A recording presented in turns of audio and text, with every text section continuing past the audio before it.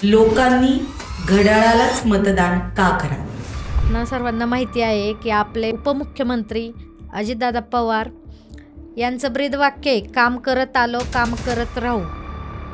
ही निवडणूक नेमकी तुम्ही कुठल्या पदासाठी इच्छुक आहात आणि का? आता तुम्हाला सगळ्यांना माहिती आहे की आपल्या आगामी येणाऱ्या खेड तालुक्या म्हाळुंगे गणातून पंचायत समितीसाठी मी अधिकृत उमेदवार म्हणून आहे राष्ट्रवादी काँग्रेस. राष्ट्रवादी काँग्रेसकडून. तुम्ही आतापर्यंत काय काय केलेली कामं आहेत? कारण पॉडकास्टचं नावच आहे कामाचं बोला. लहान मुलांसाठी खेळायला क्रीडा संकुलाची सोय झाली. शिवस्मारक देखील आमच्या याच्यामध्ये बनलं गेलं.